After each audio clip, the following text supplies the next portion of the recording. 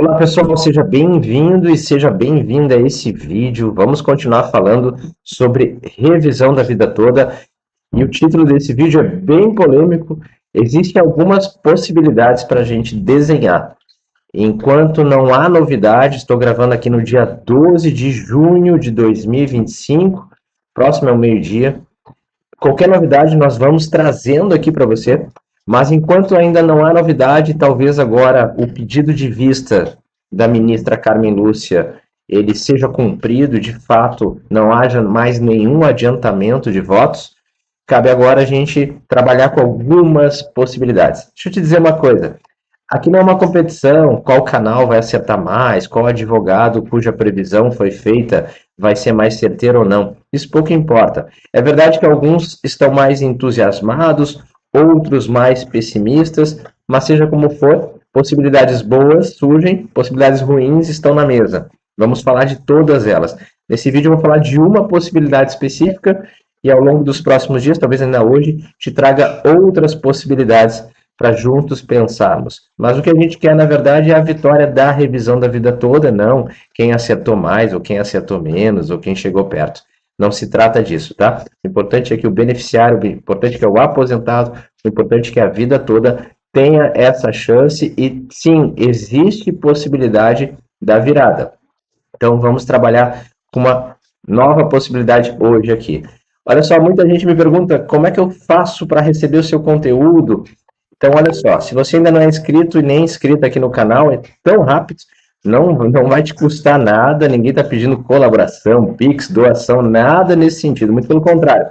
Nós paramos tudo aqui, muitas vezes, para te trazer em primeiro momento os vídeos e as novidades, tá? Ninguém aqui vive de YouTube, mas com certeza a sua inscrição, principalmente a sua curtida e o seu compartilhar, faz muita diferença para o nosso trabalho, não só como incentivo para nós, mas principalmente para que chegue a pessoas que estão recebendo não só informações erradas, como estão vivendo no medo, acham que não têm direito a uma revisão, acham que se entrarem com uma revisão podem perder aquilo que recebem e uma série de outras circunstâncias que o INSS semeia por aí, às vezes vão na agência e são desestimuladas sobre seus direitos, então tanto os nossos vídeos como de outros colegas de outros canais tem esse papel não só de conscientizar, mas de trabalhar com a verdade. Lembrando, o INSS ele não joga ao seu favor. Então, por que deixar que ele dite para você o que vale e o que não vale? Então, rapidinho, você pode aqui se inscrever no canal, começar a acessar os vídeos mais recentes,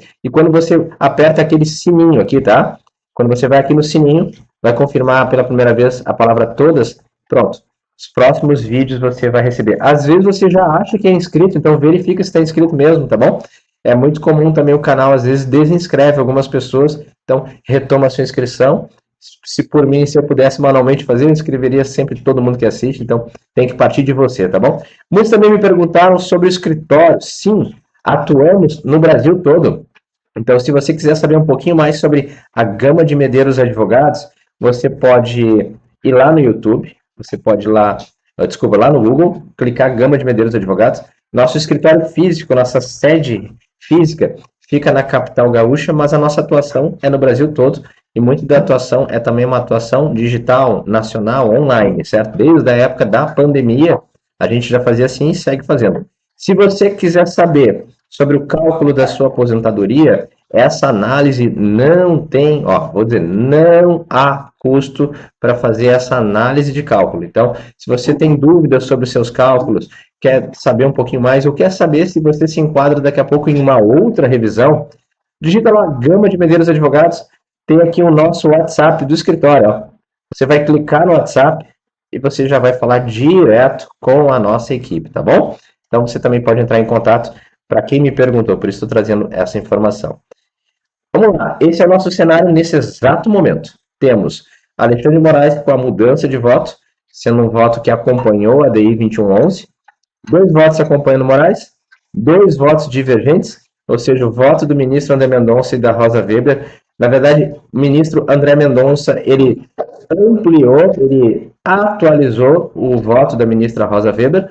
A ministra Rosa Weber deixou adiantado o voto dela em 2023 por conta da aposentadoria e deixa esse presentão aos aposentados, e o voto agora foi reinserido e foi aproveitado. E temos Carmen Lúcia com pedido de vistas. Pessoal, quais são as possibilidades? Em relação a Carmen Lúcia, eu já falei em alguns vídeos, vou gravar um vídeo específico sobre, eu acho que ela vai abrir uma, talvez, segunda divergência, tá? Uma segunda divergência, o que pode também ser muito positivo, mas eu vou falar isso mais adiante. Vamos falar sobre uma hipótese que muita gente me pergunta. É possível, já que o julgamento está acontecendo agora no plenário virtual, é possível mudar os votos? Sim, pessoal, é extremamente possível. Inclusive, tem fundamento direto aqui no STF, né? Ministro Fux, ele defendeu sempre que, em entrevistas dele falando sobre isso, que o voto no ambiente virtual pode ser mudado até o último minuto. Então, na prática é isso, né? O sistema aí de votação do STF permite que qualquer ministro exclua, edite, adite, mude uma parte, mude total ou até troque todo o voto. Ah, mas aí quem é positivo pode mudar para o negativo. Em tese pode, nunca vimos isso. Mas existe a outra possibilidade. Aquele que tem votado contra poderia votar a favor? Sim. Existe a possibilidade, sim, do ministro Alexandre de Moraes restabelecer o antigo voto e acompanhar a divergência. Você super criticou ele, as críticas continuam válidas, não mudei as minhas críticas em relação ao que eu penso e o que foi feito no voto inaugural aqui do julgamento. Mas também estou te dizendo o seguinte, existe a possibilidade dele mudar esse voto? Sim, existe. E detalhe, em nenhum momento no voto dele, apesar de ser um voto muito pobre, resumido, em nenhum momento ele diz, mudo minha convicção, como alguns falam. É a minha convicção, não acompanho. É a minha convicção. Ele só fala o seguinte, estou adotando posicionamento decidido na DI 2111. Porém, é possível mudar o posicionamento. Em nenhum momento ele disse, é meu posicionamento pessoal, não acredito mais na revisão da vida toda. Em nenhum momento ele disse isso. Então, sim, é possível ele voltar atrás, é possível ele talvez adotar uma modulação de efeitos da divergência ou de uma segunda divergência, que é uma outra possibilidade, que eu vou te falar num próximo vídeo, é possível. E tanto é possível que eu vou te deixar aqui na íntegra. Consegui resgatar, dá um trabalhinho, tá, pessoal? Então eu vou te pedir para você assistir. Olha só, na íntegra, eu quero que você assista o voto do ministro Alexandre de Moraes, o voto que ele deu em plenário presencial no dia 1º de dezembro de 2022. O melhor voto a respeito da revisão da vida toda. Depois vamos falar de outros desses votos quando falarmos das outras possibilidades.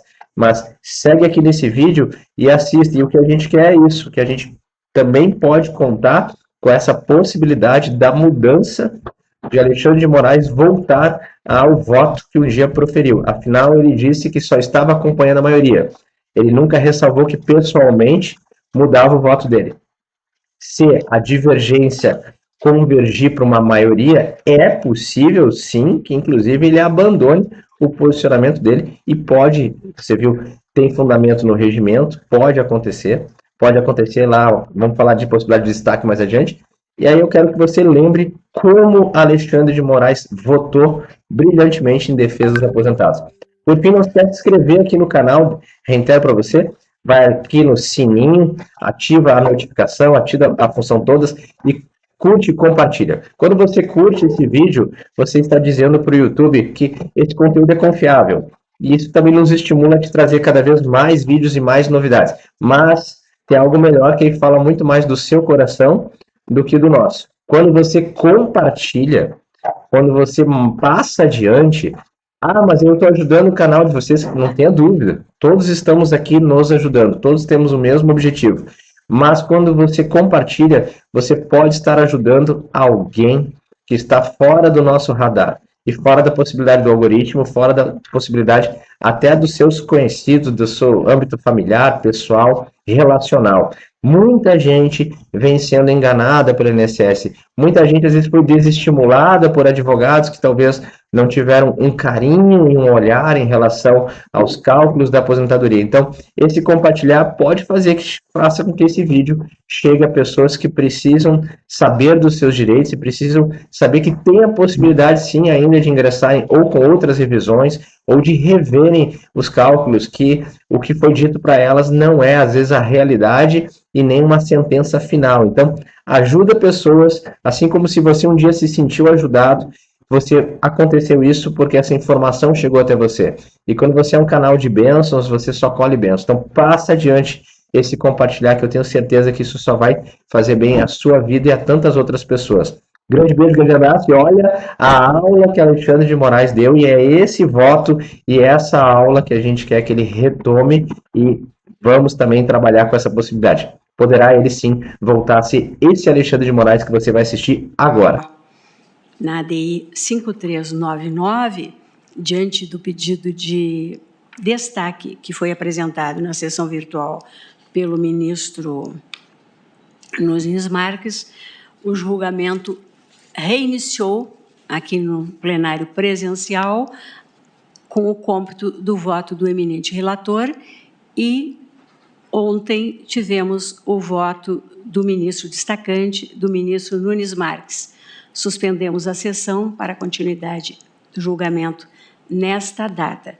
O eminente ministro André Mendonça não vota porque é sucessor do ministro Marco Aurélio nesta casa. Então, eu passo a acolher o voto do ministro Alexandre de Moraes.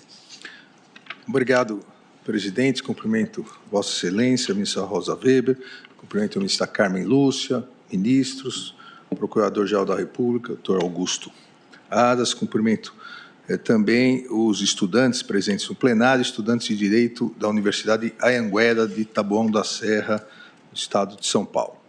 Presidente, como Vossa Excelência já adiantou, aqui é um recurso extraordinário interposto em face de acórdão proferido pelo Superior Tribunal de Justiça e que se transformou no tema 1102 de repercussão geral, possibilidade de revisão de benefício previdenciário mediante a aplicação da regra definitiva do artigo 29, incisos 1º e 2º da Lei 8.213, de 91, quando mais favorável do que a regra de transição contida no artigo 3º da Lei 9876, de 99, aos segurados que ingressaram no regime geral da Previdência Social antes da publicação da referida Lei número 9.876, ocorrido em 26 de novembro de 99. Aqui, presidente, o que efetivamente se discute, o objeto principal da controvérsia, está em definirmos se o segurado do INSS que ingressou no sistema previdenciário até o dia anterior da publicação da nova lei, em 26 de novembro de 99, se esse segurado pode optar para o cálculo do seu salário de benefício pela regra definitiva prevista no artigo 29, 1 e 2 da Lei 8.213, quando essa lhe for mais favorável do que a previsão da lei, no artigo 3º, de uma regra transitória, por lhe assegurar um benefício mais elevado. Essa é a discussão que já foi ontem trazida pelo eminente ministro Nunes Marques. Há uma regra transitória, mas há também uma regra definitiva que, em alguns casos, acaba sendo mais benéfica do que a própria regra transitória. A regra definitiva, isso é importante salientar, a regra definitiva ela é mais penosa do que a legislação anterior. E, para essa transferência entre a norma anterior, que era mais benéfica, e a mais penosa, houve uma regra de transição. Só que, em alguns casos, essa regra de transição acaba sendo pior para o segurado do que a própria regra definitiva. Antes de entrar no mérito, rapidamente, aqui é importante afastar a preliminar, porque o INSS arguiu ofensa à cláusula de reserva de plenário, ou seja, arguiu ofensa à súmula 10 do Supremo Tribunal Federal, ao argumento de que o Superior Tribunal de Justiça teria afastado o artigo 3º da Lei 9876 com base em fundamento constitucional, ou seja, teria afastado a regra transitória declarando-a inconstitucional. Eu afasto essa preliminar, até porque não houve aqui declaração de inconstitucionalidade.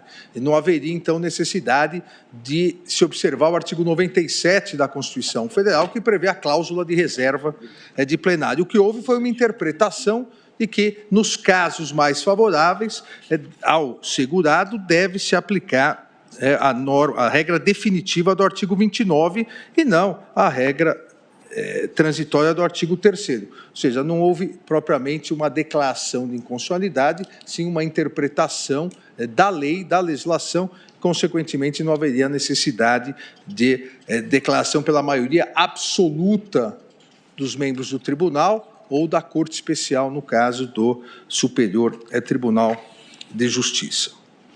No mérito, ou no caso concreto aqui, o segurado é beneficiado de aposentadoria por tempo de contribuição, ingressou no regime geral da Previdência em 76, ou seja, antes da edição da nova lei, em 26 de novembro de 99,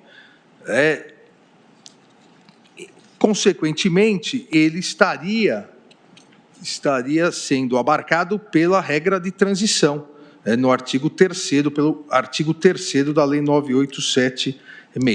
O início de seu benefício de aposentadoria foi em 2003, na vigência já do artigo 29 da alteração legal, e como relatado já ontem, a ação foi ajuizada exatamente com o objetivo de obter a revisão de sua aposentadoria, não com base na regra transitória, mas sim em virtude da regra definitiva prevista no artigo 29, incisos 1 e 2 da Lei 8.213, que considera, e aqui é o importante, que considera para o cálculo do benefício os salários de contribuição referentes a todo o período contributivo, e não só aqueles salários de contribuição recebidos após 1994, como determina a regra transitória. Então, na verdade, essa diferença de tempo, uma vez que ele ingressou em 76, contaria todos os salários de contribuição pela regra definitiva. A regra transitória determina que se conte só a partir de 1994, e isso dá uma diferença grande de valores ao segurado. O INSS defende exatamente a impossibilidade desse reconhecimento de um direito, diríamos, de opção para o segurado entre a regra de transição e a regra definitiva, porque a lei não daria margem para essa interpretação. Com a edição da legislação, da 9876, com a nova redação do artigo 29, ampliou-se a base de cálculo dos benefícios, que antes considerava todos os salários de contribuição dos últimos 36 meses anterior ao afastamento ou à entrada do requerimento do INSS, para abranger os maiores salários de contribuição correspondentes a 80% de todo o período contributivo do segurado. Essa diferença reflete, obviamente, no valor a ser pago ao segurado. Ou seja, para aqueles filiados do regime geral de previdência social até a data da publicação da nova lei, que, repito, 26 de novembro de 99, para todos esses filiados, criou-se uma regra de transição para exclusão do cálculo do benefício dos salários de contribuição anteriores a julho de 1994. Obviamente, presidente, para aqueles que ingressaram no sistema após 99, após a edição da lei, até por impossibilidade fática, a discussão não tem relevância, porque não se pode incluir contribuições anteriores ao marco de 1994, ou seja, porque eles ingressaram já na vigência da lei de 99. Há um ingrediente a mais aqui, a partir da reforma da Previdência, a emenda constitucional 103, promulgada em 12 de novembro de 2019, que estabeleceu que esse limite fixado em julho de 94, ou seja, o limite fixado pela regra transitória do artigo 3º, aqui sempre a necessidade se definir se aplica a regra transitória sempre do artigo 3º ou é possível a opção pela regra definitiva do artigo 29. E o ingrediente a mais que a própria reforma da Previdência, com a emenda 103, estabeleceu que esse limite fixado pela regra transitória passou a ser regra permanente, até que a lei disciplinasse a matéria, nos termos do artigo 26 caput da emenda 103. Então, o que era transitório passou pela emenda 113, somente em 2019, passou a ser definitivo, até que houvesse uma nova lei disciplinando a matéria. Aqui é o arcabouço jurídico, fático jurídico da questão. E essa questão já havia sido discutida sobre a transitoriedade, sobre o benefício, sobre evitar o prejuízo maior ao segurado, na própria exposição de motivos do projeto de lei, que foi convertido na Lei 9876 em 97.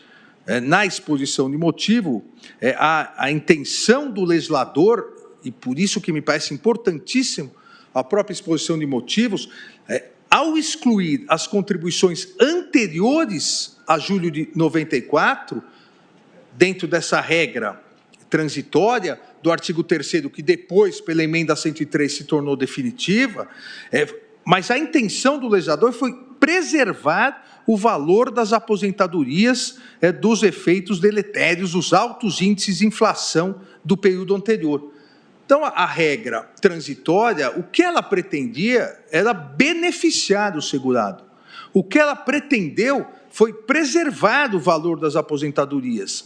Por isso que eu me referi no início, que havia uma regra mais benéfica, veio a regra definitiva do artigo 29, mais dura para os segurados, e uma regra transitória do artigo 3º, que depois, 20 anos depois, em 2019, pela emenda constitucional 103, ficou permanente, mas veio uma regra transitória para tentar preservar aqueles que já contribuíam.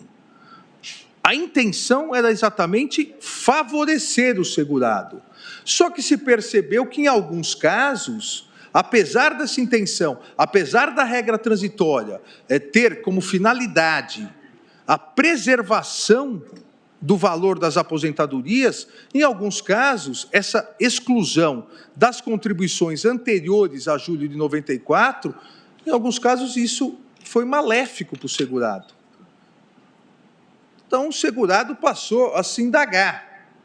Olha, houve alteração previdenciária, das regras previdenciárias, e aqui não se está a dizer nem a se discutir direito adquirido a regime jurídico previdenciário. Não, houve alteração. A nova regra se aplica daqui para frente, 99 para frente. Para aqueles que já estão, para que não sejam tão prejudicados, veio uma regra transitória. Essa regra transitória excluiu benefícios pré-94, os valores exatamente para auxiliar o segurado. Mas o segurado perguntou, no meu caso, se eu aplicar direto a regra que, em princípio, parece mais dura, se eu aplicar direto, ela é muito melhor que a transitória. Então, eu quero fazer a opção pela regra definitiva do artigo 29.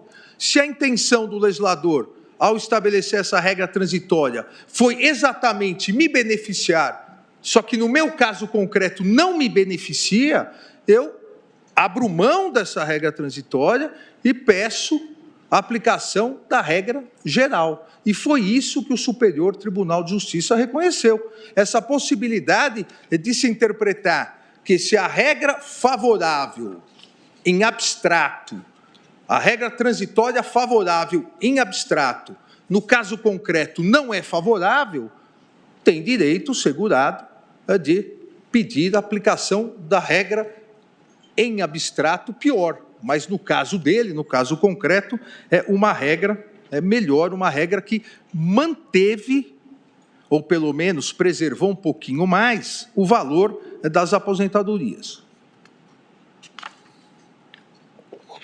E aqui, para não cansá-los, exponho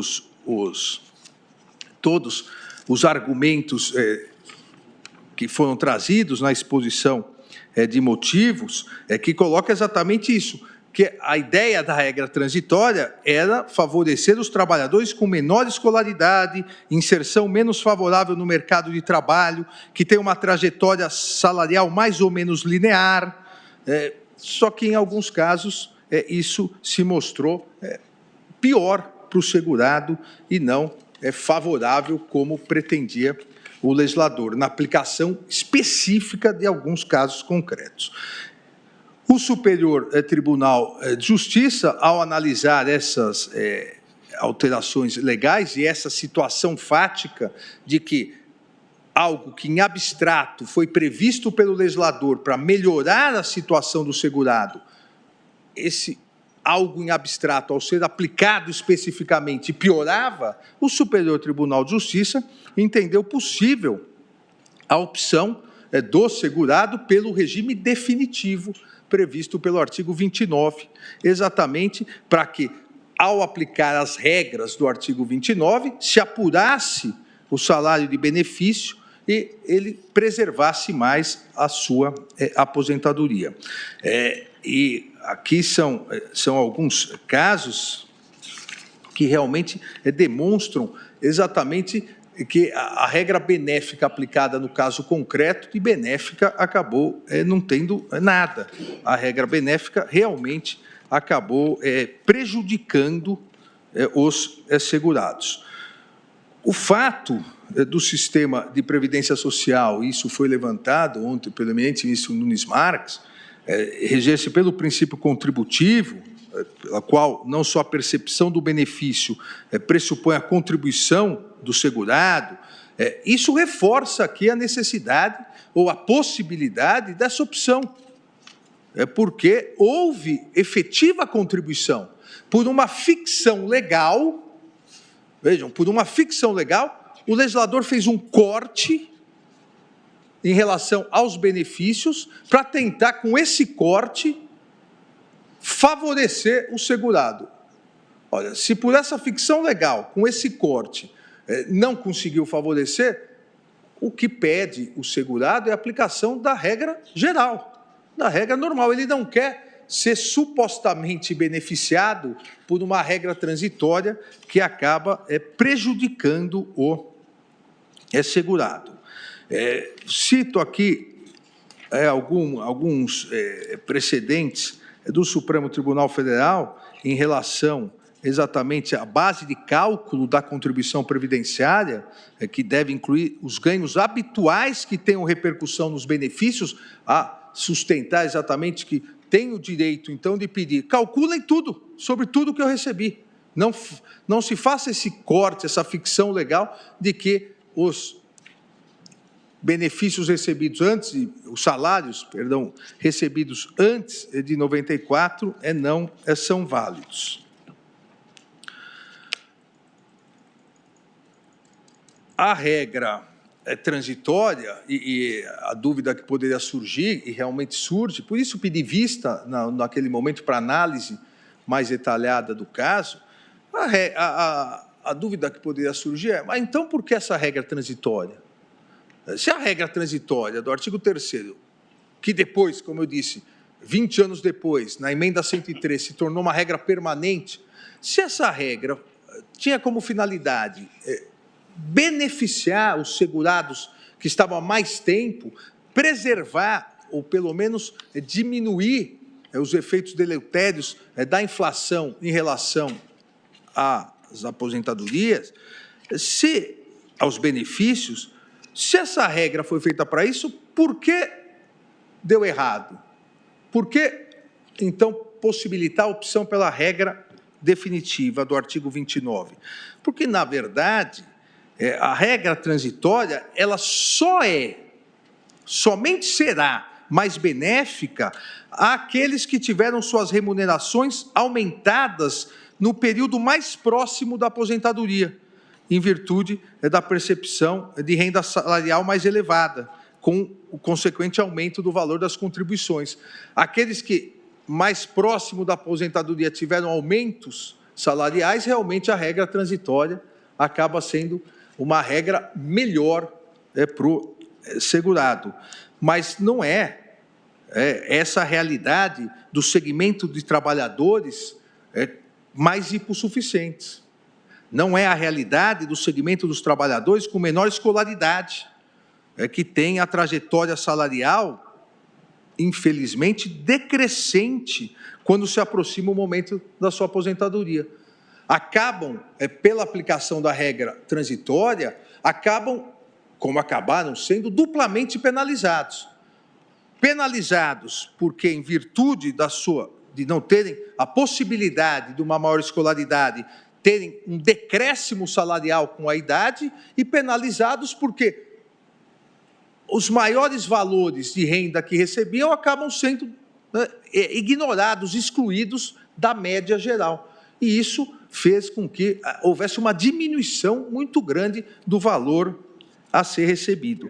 Essa contingência em relação aos trabalhadores com menor escolaridade, com menor salários menores já e menor escolaridade, foi muito bem observada na decisão do Superior Tribunal de Justiça pela ministra Suzete Magalhães, que tocou exatamente nesse assunto, que a regra transitória visava alcançar uma maior justiça social, mas acabou aumentando o fosso entre aqueles que ganham mais e vão progredindo ao longo do tempo, ganhando mais, daqueles que têm mais dificuldades em virtude da menor escolaridade e a sua média salarial vai diminuindo. Acabou ampliando a desigualdade social e de distribuição de renda, e que não era essa a hipótese prevista, inclusive, pelo legislador, como salientei na exposição de motivos do próprio projeto de lei, que depois se transformou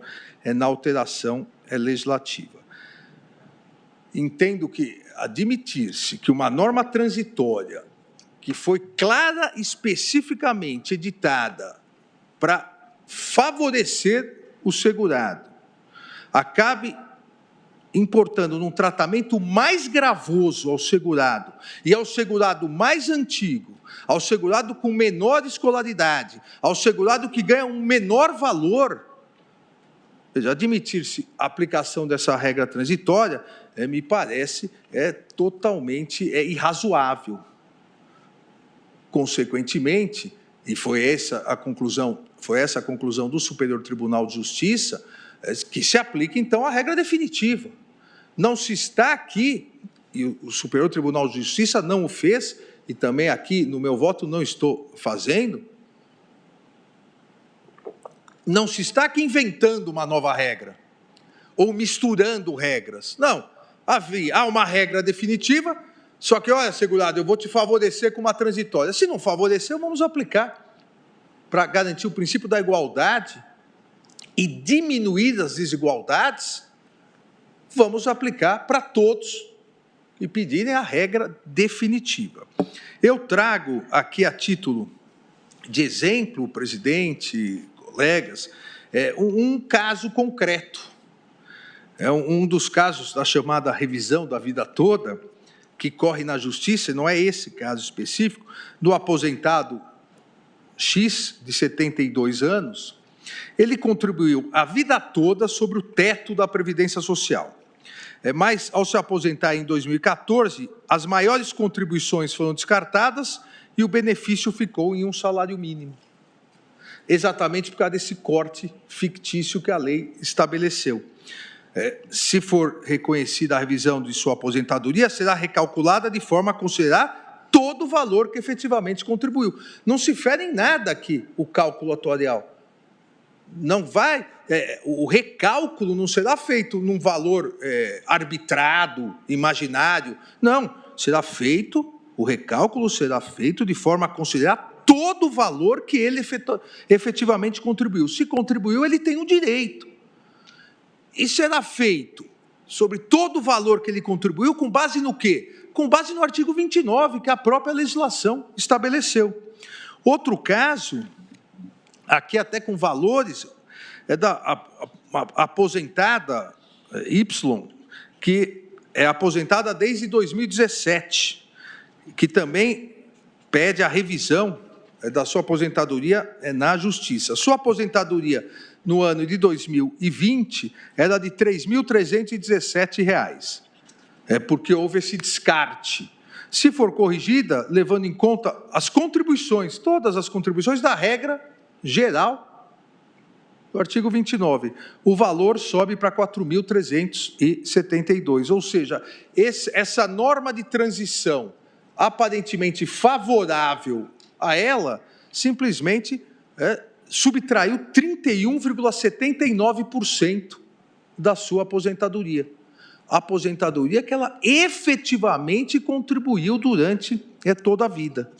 E outros casos, cito outro, um aposentado, a VS, que se aposentou em 2014, recebendo um benefício de R$ 2.865. Se for reconhecido a revisão em relação a toda a sua contribuição, sem aquele corte fictício, o aumento também será em torno de 30%. E como aplicar uma regra transitória que efetivamente foi feita para melhorar a situação do segurado em relação à regra definitiva, mas nos casos concretos, ao se calcular, perde em torno de 30%, principalmente, repito, aqui, aqueles de menor escolaridade, que mais perto da aposentadoria passaram a ter uma contribuição menor. Então, presidente, na hipótese, se inexistisse a regra transitória, se fosse aplicada só a regra definitiva, e a regra definitiva que passou a valer para todos aqueles que se aposentaram após 1999, nós teríamos uma situação mais igualitária entre todos os segurados, um reconhecimento, uma proteção maior aos valores efetivamente contribuídos.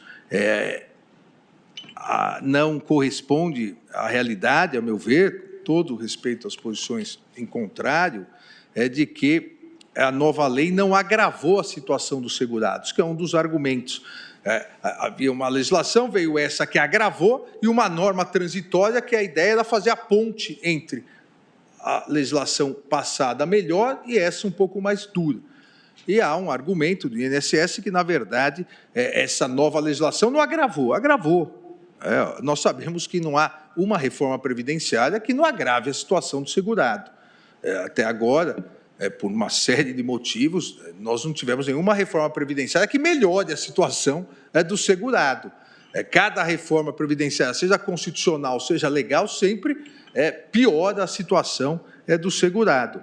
Então, a lei nova agravou, na medida em que a redação original do artigo 29 previa que os últimos salários de contribuição eram apurados até o máximo de 36 em período não superior a 48 anos, o que fazia uma retroatividade do período básico de cálculo.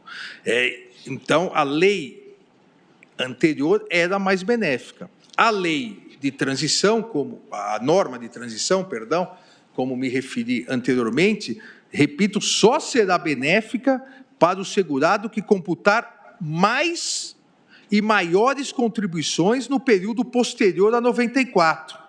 Só a esses, não aos demais, e, na verdade, a grande maioria dos segurados não entra nessa hipótese. Então, a grande maioria dos segurados que contribuíam antes da alteração legislativa de 99, essa grande maioria acabou efetivamente sendo prejudicada. Em conclusão, presidente, me parece que negar a opção pela regra definitiva, tornando a norma transitória obrigatória aos que se filiaram ao regime geral de previdência social antes de 99, além de desconsiderar todo o histórico contributivo do segurado, o que já fere a própria ideia de aposentadoria, além de desconsiderar esse histórico contributivo do segurado, em detrimento, em prejuízo do próprio segurado, causa-lhe prejuízo grave, em frontal colisão com a própria finalidade da norma transitória, que foi justamente a preservação dos valores dos benefícios previdenciários. Ao aplicar a norma transitória para todos, nós teríamos ainda mais uma desigualdade. Aqueles que ganham mais, aqueles que passaram a, com o tempo, contribuir mais porque ganharam mais, esses vão ser beneficiados. Os que mais necessitam, e com o tempo passaram a ganhar menos em virtude da menor escolaridade, esses vão ter quase 30% dos seus benefícios suprimidos. A própria regra de transição favorece quem já é mais favorecido. Então, não me parece que não permitir, ao não permitirmos que esse segurado prejudicado possa optar pela regra definitiva, não me parece que estejamos de acordo com os ditames constitucionais, a determinação do artigo 3º, um dos objetivos da República, de diminuir as desigualdades e o próprio princípio da igualdade previsto no artigo 5º da Constituição Federal. Assim, presidente,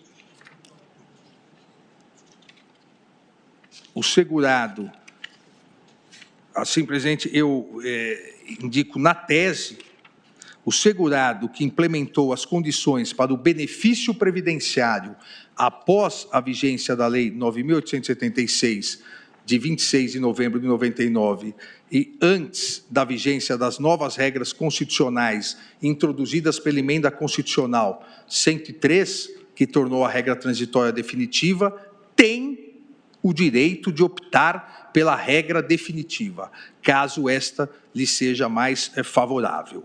E, no caso concreto, o segurado filiou-se ao Regime Geral de Previdência Social em 76, requereu o benefício da sua aposentadoria em 2003, sob a vigência do artigo 29, já citado, e antes da Emenda Constitucional 103.